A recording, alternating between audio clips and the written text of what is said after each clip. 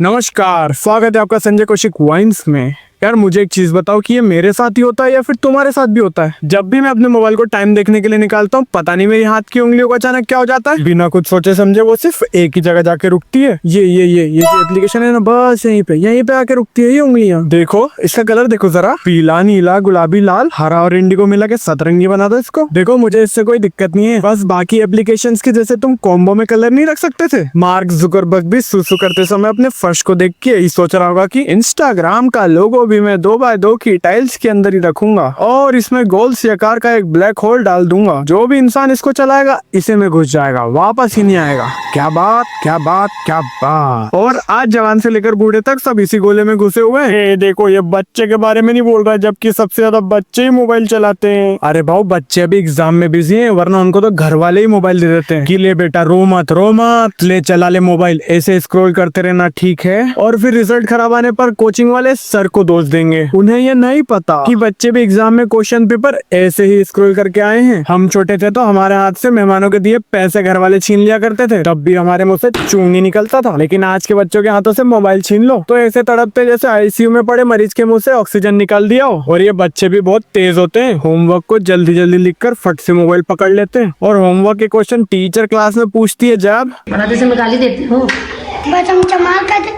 पता नहीं बच्चे स्कूल में बॉर्नविटा पीकर जाते हैं या फिर माउंटेन ड्यू, क्योंकि क्लास में वो बच्चे जरूर होते हैं जो चुपके से मोबाइल चलाते हैं। वो बस अपने आप में टर्मिनेटर वाली फीलिंग लेते रहते हैं और जो क्लासरूम में मोबाइल नहीं लाता वो उनके सामने एकदम पावरफुल बनते हैं। ये उन बच्चों को उस नजरों से देखते हैं जैसे मोबाइल चलाने पे इन्हें आरक्षण मिला है। और गलती से जब टीचर इन्हें मोबाइल चलाते हुए देख ले तो Both of you get up, pick that mobile, throw it.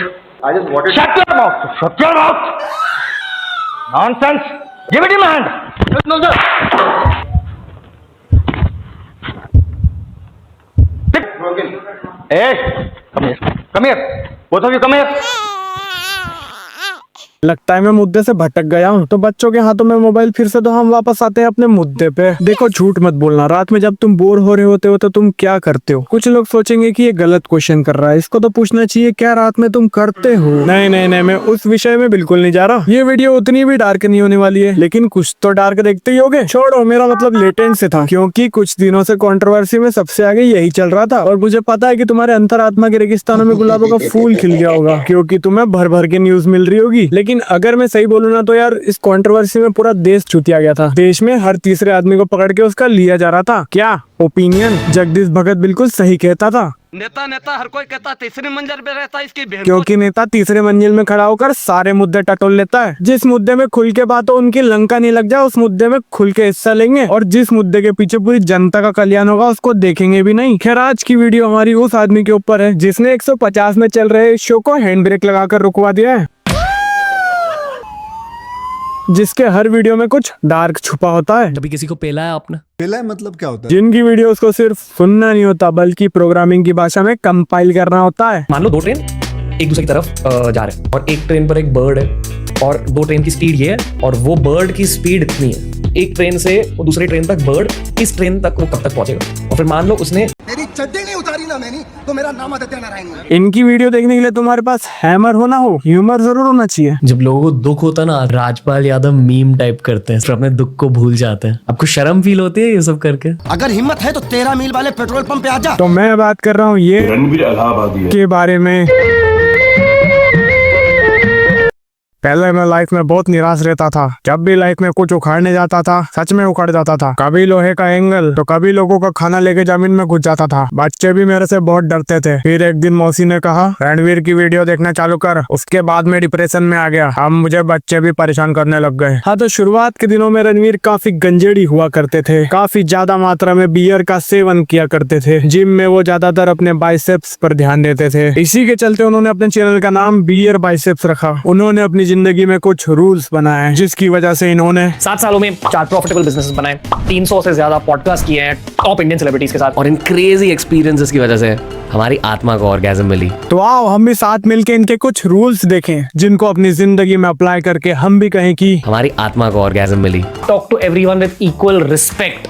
Career opportunities कहां से आती है? करियर अपॉर्चुनिटीज आती है जब आपसे करियर में आगे वाले लोग आपके बिहेवियर को नोटिस करके आपको ट्रस्ट करते हैं। अच्छा बिहेवियर ही रख लेते हैं, फिर काम आगे वाले लोगों से करवा लेंगे। रणवीर की नजरों से देखो तो जंगल में सीधे पेड़ की जगह टेढ़े पेड़ पहले काटे जाते हैं। अच्छा बिहेवियर रखने से काम मिलता है, सैलरी नहीं मिलती। करियर में ग्रोथ लाना है, रील्स में व्यूज नहीं। इतनी आसानी से नहीं मिलती करियर में ग्रोथ, सालों साल कंपनी में घिसनी पड़ती है, तब जाके चिल्लर से आदमी नोट पर आता है। और आगे वाले लोग अगर बिहेवियर नोटिस कर लेना तो ट्रस्ट और करियर के ग्रोथ का तो पता नहीं, लेकिन काम में ग्रोथ ज्यादा बढ़ जाएगा।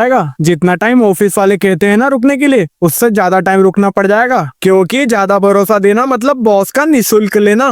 हर किसी को इक्वल तरीके से ट्रीट कीजिए, क्योंकि आपसे जो आगे वाले लोग हैं ना, वो ये सब नोटिस करते हैं। जब भंडारे में लाइन तोड़ के आप आगे चले जाओ, आगे वाले लोग हैं ना, वो ये सब नोटिस करते हैं। क्लास के टॉपर से आंसर पूछने पर टॉपर, आगे वाले लोग हैं ना, वो ये सब नोटिस करते हैं। जेसीपी की खुदाई देखते देखते गड्ढे में पत्थर फेंक दो जब, आगे वाले लोग हैं ना, वो ये सब नोटिस करते हैं। Power of exclusivity. अगर किसी से बात नहीं करनी तो हाथ मिलाइए, उनके गले मत लगिए, बस स्माइल करते रहिए, एक सेंटेंस में रिप्लाई कीजिए, थोड़ा सा दूर रहिए। जब किसी के साथ बात नहीं करनी होती है तो उसके साथ ये बकचोदी करो, हाथ मिलाए लेकिन गले बिल्कुल नहीं मिलना है, वरना गलती से भाईचारा बढ़ जाएगा। बात करिए लेकिन सिर्फ वन वर्ड में। अगर तब भी सामने वाला नहीं समझ रहा तो उससे दूर होकर बस स्माइल करते रहिए। जैसे सामने वाला तो भांग के नशे में तुम्हारी टुच्ची हरकतें देख रहा होगा, पता नहीं कौन से रूल्स की किताबें पढ़ के बताता है ये सब। ये जलील करने वाली हरकतें इसने बचपन से सीखी है, अपने पॉडकास्ट में जानबूझ के हरकतें करता है ये। आपके जितने भी इंटरव्यूज है हमेशा डिसिप्लिन की बातें होती है, हार्डवर्क की बातें होती है।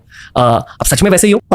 झूठ बोलने की कोई वो तो है नहीं, जरूरत तो है नहीं मुझे। यार मैं चाहूंगा कि तू इस ट्रैक से कहीं इधर ना चले जाना। नहीं सर, नहीं ताकि मैं तेरा ताकि फिर मैं तारा सिंह बन के तुझको पकड़ूंगा। कितने जा रहे हैं बेटा, तू कितने जा रहे हैं? कभी किसी को पेला है सर आपने?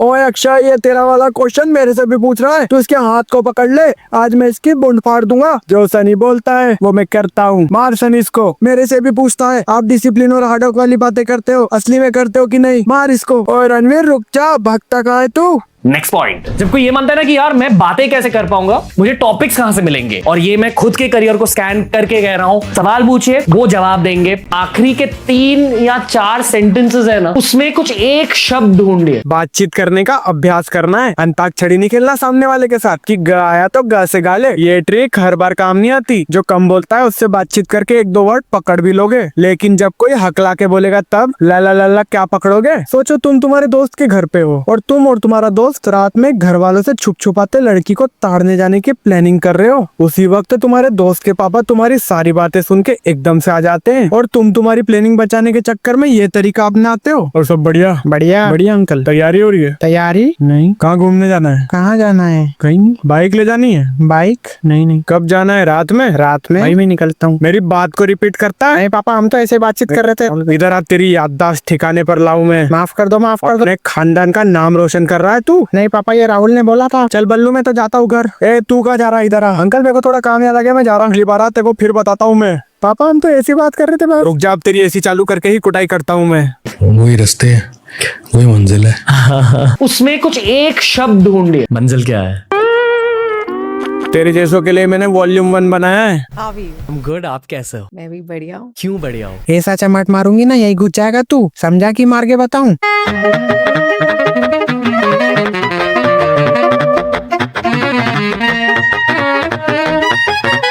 हर पॉडकास्ट के पीछे मेरी एक इंटेंशन होती है।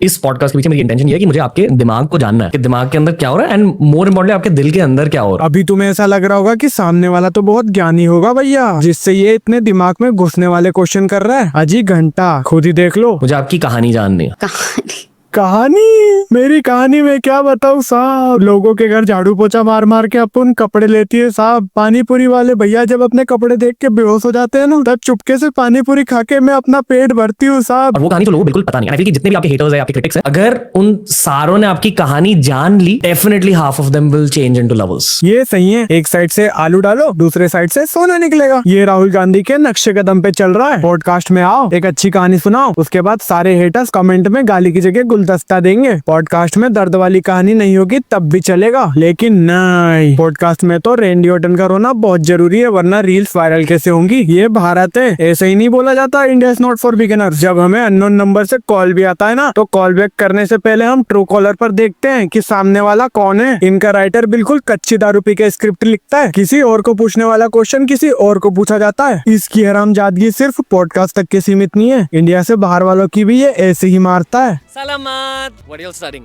I'm studying Masters in Professional Accounting. We won't talk to you in the rest of this conversation. Do you remember what I taught you? Chadia. Say chu. Chutia, that's okay. Let's gone. Can't do. Kanda.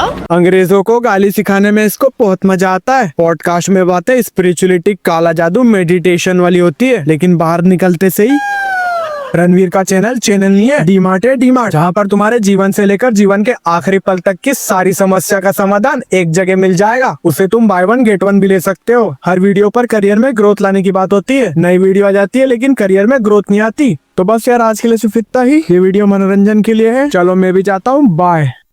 ये कौन मेरे बाल तोड़ रहा है? ये कौन आया मुझसे मिलने के लिए यहाँ पर? अरे ये तो वही है। अरे इसके साथ तुम मत रहो, अरे फंस जाओगे तुम। मेरी कोई फोटो खींच लेगा, इसलिए मैं तो जा रहा हूँ।